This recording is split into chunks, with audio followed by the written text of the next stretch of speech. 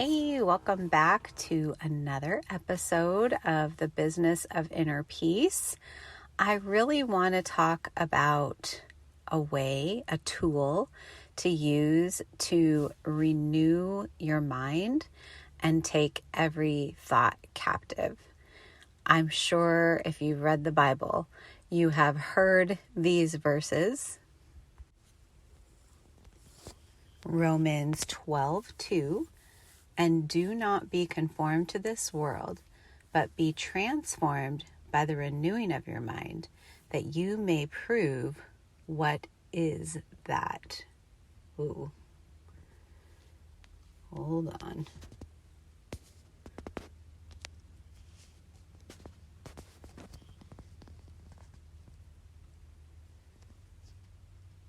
Romans 12:2. And do not be conformed to this world, but be transformed by the renewing of your mind, that you may prove what is the good and acceptable and perfect will of God.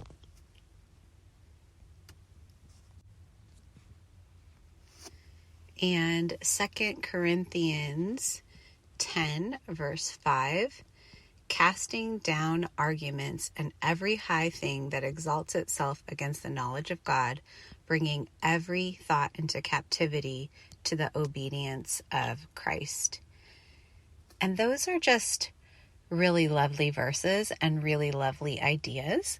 But if you're anything like me, how do you live that out? Like, how do you actually live it out besides just praying about it and asking God to help you change your thoughts? It's a really challenging thing, and I honestly had no idea how to live that out, and I spent the majority of my life not doing it because I didn't know how, and no one really ever taught me. They just read the verses to you, or you read the verse yourself in the Bible, and I feel like my walk as a Christian has just been the answer is always like, pray about it and read the Bible. Pray about it and read the Bible. But there's so much more to it than that. And that is why I love the subconscious healing work that I do, because it has given me practical, real life tools to use to live out these things that God is asking us to do in His Word. In fact, one of my clients this week said she cannot believe how she has gone through the majority of her life without these tools. And she can just see, looking backwards now, how much the tools that she's learned in my course would have helped her and completely changed her life. And it's astounding because in less than 90 days, she is saying, here at this point in time, my life is completely changed. My life has changed more in these past 90 days than it ever has. And she is a woman that is over 40. So she's lived a good amount of life. So I just want to encourage you again, if you are struggling at all in your marriage, I really would love to have you come and join us in our 90-day program. It's called The Business of Inner Peace, just like this podcast. And I help walk women through life. We walk together for 90 days. We have live one-on-one coaching, and you're also learning new principles throughout the entire course, actual practical tools that you can put into your life and into action to help shift. So it's not just concepts we're talking about, actually teach you how to put those concepts into action, and it becomes something that is extremely life-changing, not for just myself, but for all of the women that have come through my program to this point. They've had some profound shifts. So I wanted to talk to you. I obviously can't bring the entirety of my program here onto this podcast, but I wanted to share one specific tool with you this week, the one that's more geared towards taking every thought captive and renewing your mind. And it stuck out to me as such a valuable tool because I had 2 different clients, one in my group coaching course and a one-on-one client, they just had huge ahas with this tool this week, and it helped them so much. And I just felt it on my heart, like, I think this is something I should bring forward to the listening audience. And my goal is always to just provide value here for you. So I hope that you find this tool really valuable. So first, I want to talk about the manifestation cycle. Everything begins in our lives as a fact, just a fact of whatever has happened. And from that fact, we think a thought. And from that thought, we have an emotion. And that emotion then pushes us to an action. And then the action will manifest a result. And then the cycle begins again. That result will be the new fact, and it will continue on. And so as you think about this cycle going from fact to thought to emotion to action to result, I ask you, what is the most important piece of the cycle? And if you didn't say it already, it's your thoughts. Ding, ding, ding, ding. You get a gold star if you did say it. But it's totally your thoughts. If you can just shift your thought process, aka renew your mind, or take every thought captive, you can change the trajectory of the entire cycle and change what the outcome is. Change what you're manifesting, what the result is. So let's use the examples that my clients were dealing with. So here's the fact. The fact is school has just started back up.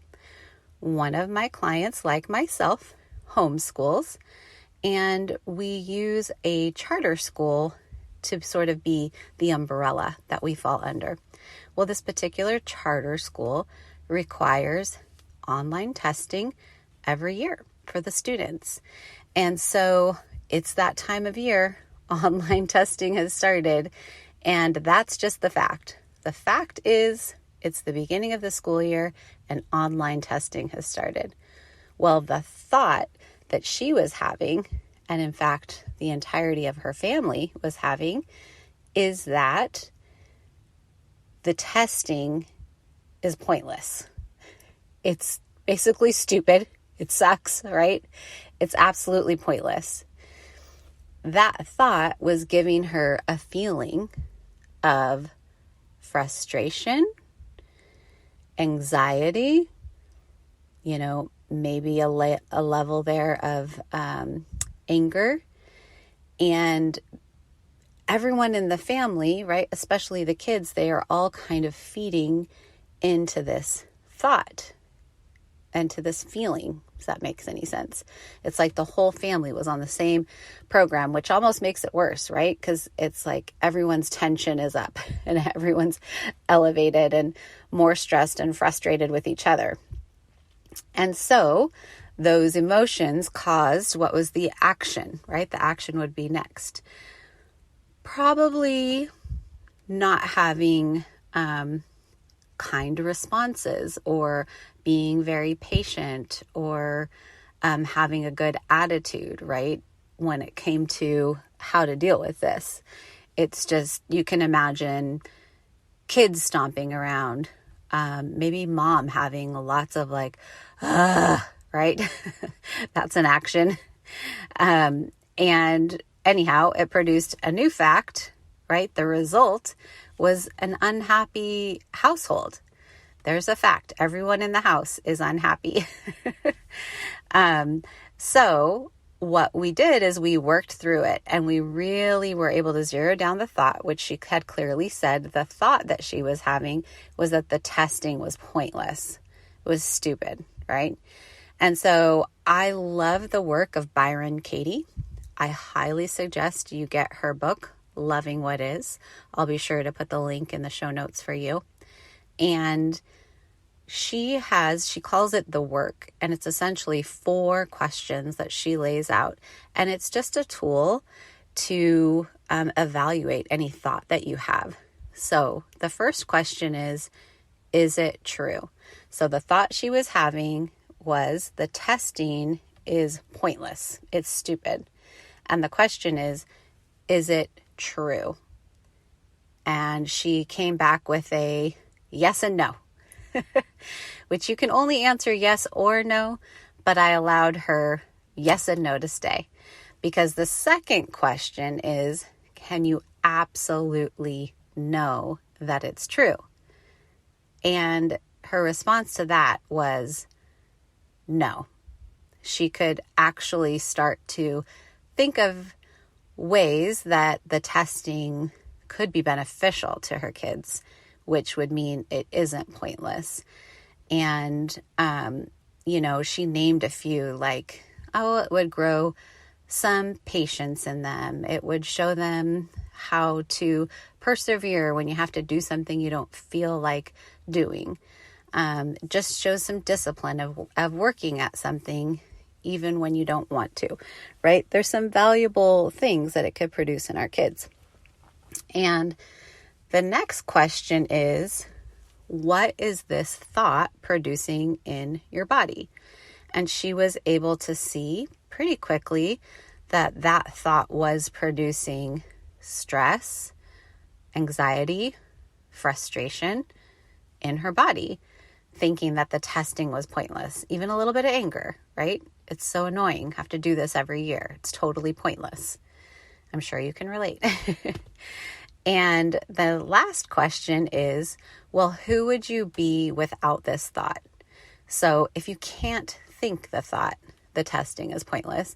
And in fact, if you found this other thought that she sort of discovered through the questioning process of the testing is producing some really great characteristics in my children, then thinking that way, right? Who are you when you're thinking that way? And she could see that she was much more calm. She was able to be encouraging. She would be able to point out to her kids that there's value in doing this. And essentially, she felt like a better mom, and we could see that it would produce a much calmer household. Like that would be what was manifested. That would be the result. A calmer, more peaceful household as they were going through this week of testing.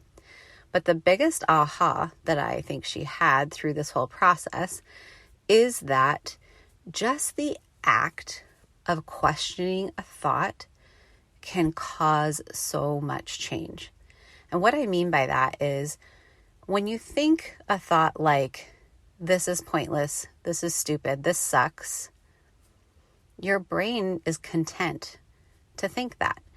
It doesn't really care about changing it. It just allows thoughts like that to sit there. But when you ask a question, the very first question is it true? Well, guess what? Your brain loves to be right.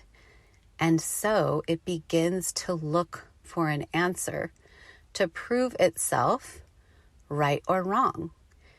And undeniably, when you sit honestly with that question, is it true? You will usually find a true answer. And I will tell you, 99.9% of the time, our thoughts are not true.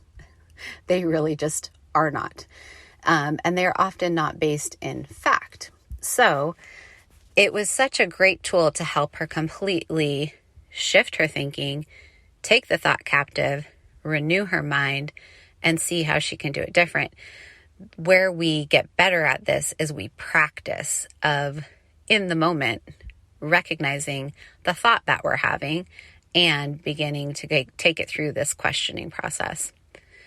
So I want to tell you about my second client, the one that I do one-on-one coaching with. She had a similar aha moment. And so the thought that she was bringing forth, she's had a lot of frustration at work. And she essentially just said to me, you know, the product sucks, the company sucks, everything sucks.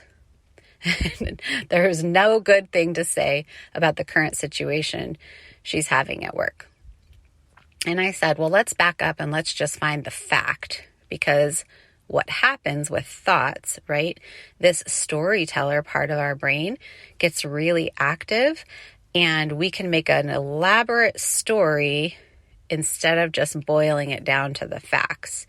So the fact is that at her work, and she's in sales, sales are down. That's a fact. Now, we could do the blame game and we could decide all of the reasons why sales were down, which is really where this thought she's having, everything sucks, right, is coming from. But those are just opinions, right? When we want to say all the reasons why the sales are down, we're not going to deal with opinions. We're just going to deal with facts. And so we just brought it to the solitary fact that sales are down. And because sales are down, she is having this thought that the company sucks, the product sucks, the system sucks, everything sucks. That's just where she was at. And when I asked her, okay, so what kind of emotions is that thought bringing up for you? And she said, I'm stressed, I feel angry and depressed, and it actually feels like a big brick in my stomach. Now, interestingly enough, this client has been having a lot of digestion issues. And so she was able to see this very literal connection between what was going on in her physical world at work and what was going on in her physical body, and how there's an emotional connection. And so often this is what happens. And when you're not raised in a society that has taught you this, you tend to want to push those things aside and discount it. But there is so much evidence, scientific evidence and proof that emotions in our body do produce physical outcomes, and they can cause illness and disease. And so she was definitely dealing with some disease in her body in the digestive area. And this might not be the only thing responsible, but we could definitely see the link as we talked about it with this, even as she described it, like a brick in my gut. So we backed up and we said, okay, so let's ask the 4 questions about this thought that you're having, that everything sucks, right? So we had to ask the first question, is it true? And for her, that was an immediate yes. Absolutely yes. Everything sucks. It's totally true.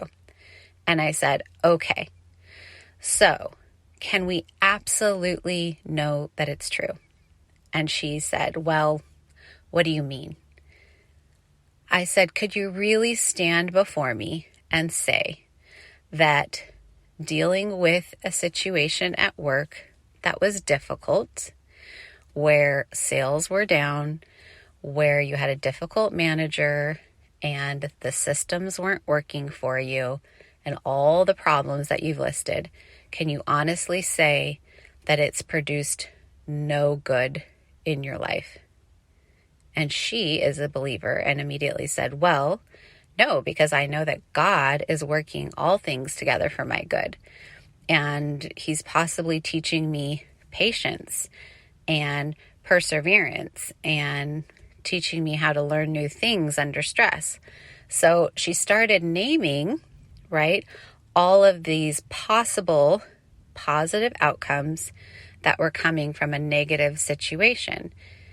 Now, her brain was able to do that. Her brain was able to make that shift because we asked it a question, right? The question being, can you absolutely know that it's true? That everything sucks, right? And even though everything feels bad and it's not working the way you want it to work, there could be a positive outcome. It could be producing a very strong character in your world. And so I asked her, we've already identified clearly what this is producing in your body, this thought that everything sucks. She said, anger, depression, it feels like there's a brick in my gut. So the fourth question then is, who would you be without this thought?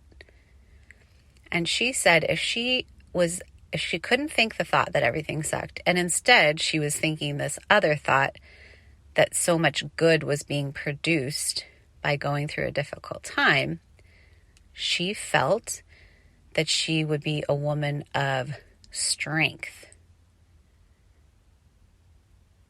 Can you see the tremendous difference? She went from being a woman filled with anger and depression to being a woman of strength and perseverance, just by switching the thought, because the circumstances hadn't changed. And that's really the big truth that I hope you take away today, is your circumstances are always going to be pretty much out of your control. And they're not always going to be positive, right? There's no guarantee for an easy life here. In fact, Jesus tells us in his word that we will have troubles. So when you know that you're guaranteed to have difficult circumstances, what you can do is you can do this work to take every thought captive and to renew your mind.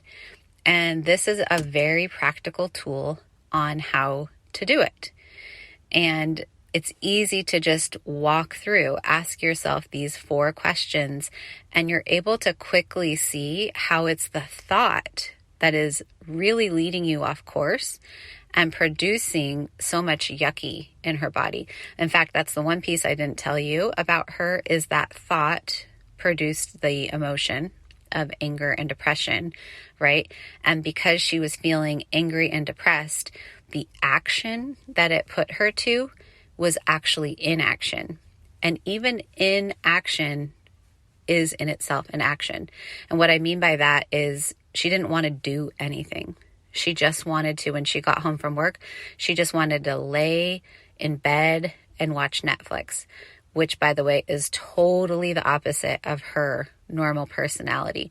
But she just didn't want to do anything because she was just full of anger and feeling so depressed about the situation.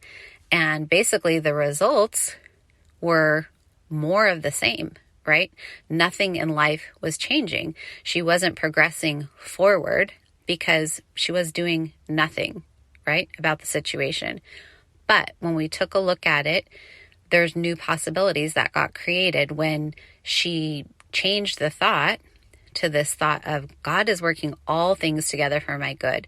And right now it's hard, but it's producing strength in me. I'm a survivor.